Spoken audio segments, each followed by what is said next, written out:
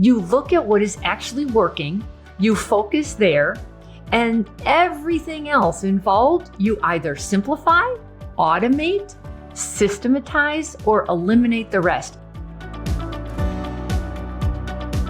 Hello, this is Catherine. I thought I would try something different today. I made you a short Loom video with slides, so let me know what you think. This is entitled Build Assets That Produce Patience. And this is a different approach to growing your practice because it's not just about revenue. It's about more profitable growth with less complexity and less dependence on you, which I think is the goal here.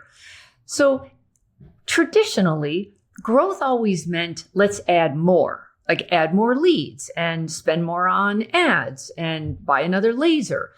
And that could bring in more revenues. However, it can also create more overhead, more payroll, more hassle, more problems, more stress. And the more complicated the practice gets and the more activity that's happening, that doesn't automatically mean better growth. Because you can find your revenues increase by 20%, but when you really look at the numbers, it could have also increased your expenses by 30%. And your schedule is more packed than ever before. So that probably wasn't the right answer. So now we think, okay, let's talk about 10 times growth times 2 times. And this came up because I read this book called 10 Times is Easier Than 2 Times. And it was by a very well-known business consultant named Dan Sullivan and Ben Hardy. And it's not about growing your revenues 10 times as a plastic surgeon. It was way more about thinking differently. And it's not 2 times thinking anymore. So you don't ask, how can I improve what I'm already doing a little bit? Because that's how you get into this 2 times. Oh, well, I'll just do more consults. I'll just work harder. I'll just get a little more services that I'll offer. And you just keep adding more. So instead, you want to think 10 times. So instead, you're trying to think, how can I simplify things? How can I eliminate the complexity? How can I get a lot more creative? And then how can I rethink my current practice model? That's how you think differently, because it's going to take a much different focus for you to think bigger and outside the box. Okay. Another way to look at this is 2 times adds. You know, it just improves everything a little bit. You just do some more. You just add more complexity. You just stay busy. But 10 times subtracts. And I love this. You look at what is actually working. You focus there. And everything else involved, you either simplify, automate, systematize, or eliminate the rest. Hello, it's Catherine with a quick announcement. My new book, Beauty and the Biz, the Plastic Surgery Practice Growth Playbook, is at the printer. Now, it's based on 175 interviews with top plastic surgeons across the country, what they're doing differently to convert more, retain more, and profit more. You can pre-order a copy of the book at beautyandthebizbook.com. Now, back to the show. When I'm consulting with practices, I always do this. I look at, what are you doing right now? What's working? Where are the real numbers coming from? And then let's just get rid of the other. It's always been called the 80-20 rule, and it's so true here as it is everywhere else in life. 80% of your results are 20% of your effort. The goal is to figure out, where is that 20% coming from that's giving you the 80% revenues, and then just double down on that. Okay? So the real question is, how could I create dramatically more growth without dramatically more time, staff, or ad spend? All right. In other words, what could I build once that keeps producing? Well, part of the answer is you build practice growth assets. And what is that? A practice growth asset keeps producing results after the initial setup with little or no effort on your part. Now, doesn't that sound good? So how do we make that happen?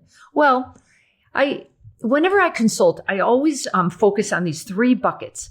It's always patient attraction, and then patient conversion, and then patient retention. So let's take each one of those.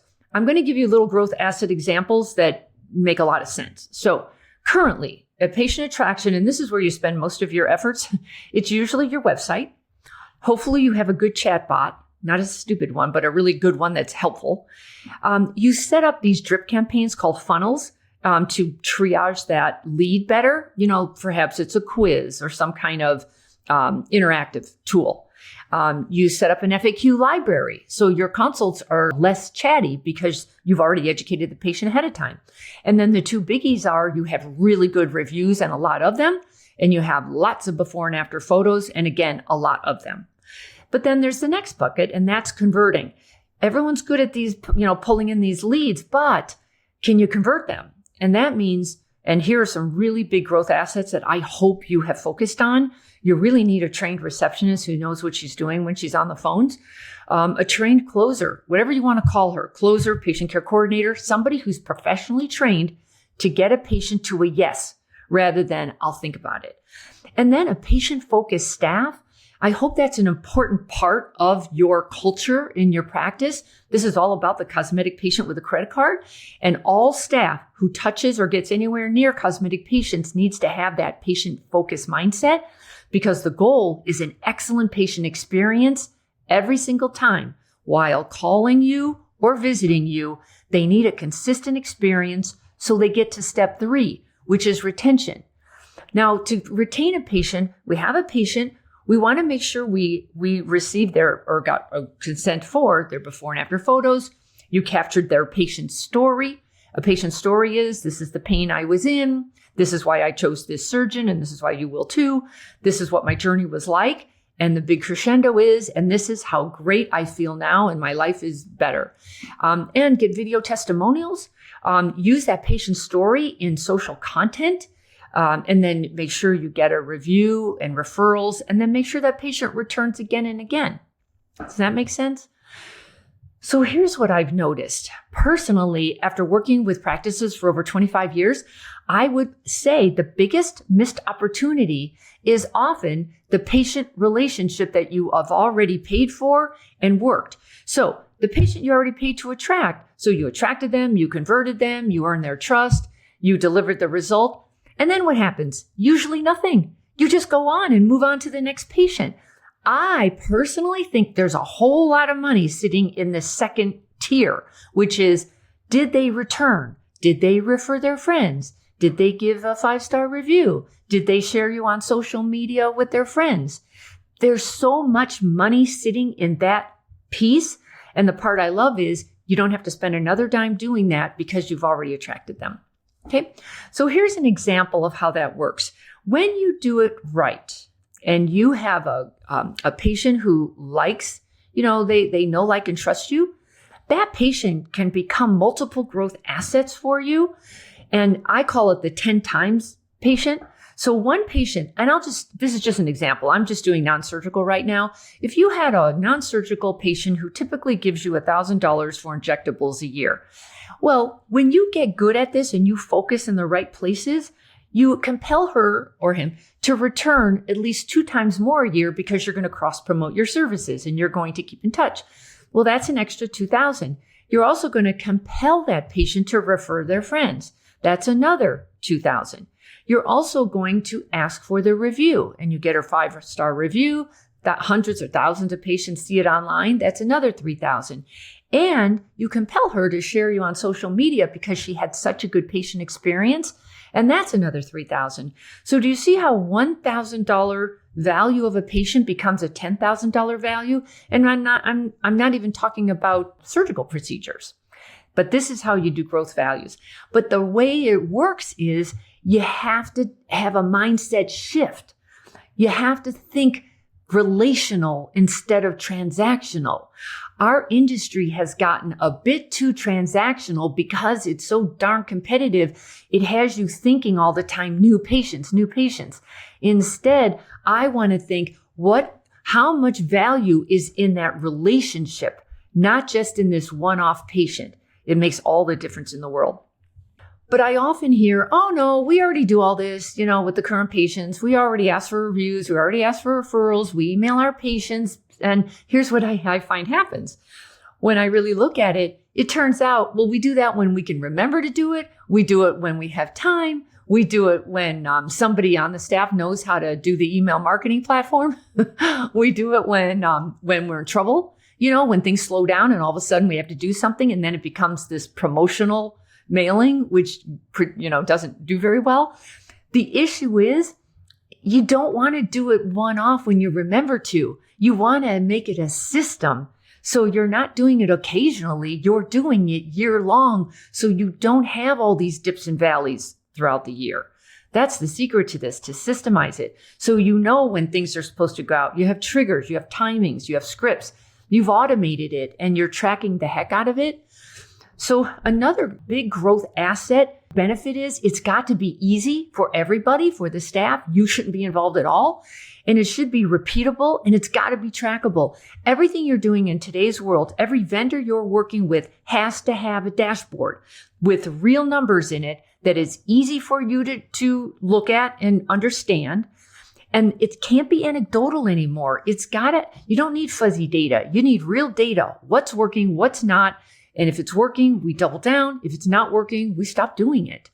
So here's my own example of an automated, done for you practice growth asset that turns your patients into repeat revenue, referrals, reviews, social proof, and surgery. It's called the KISS Club. I've had it for years.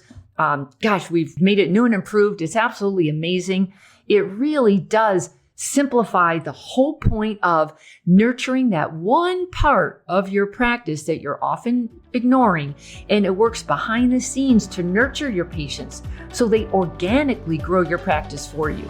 Now, if that sounds interesting, do me a favor. Let's jump on Zoom, set up a call. We'll do a KISS demo and let's see if it's a good fit for your practice. I don't see why it wouldn't be, but let's find out. And all you do is go to kissloyalty.com and put down a day and time that works for you, and I'll see you there.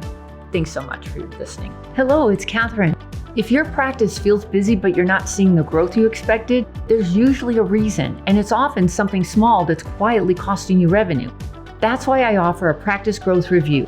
Now in this call, I'll take an objective look at your patient flow, conversion process, and retention strategies to identify where opportunities may be slipping through the cracks.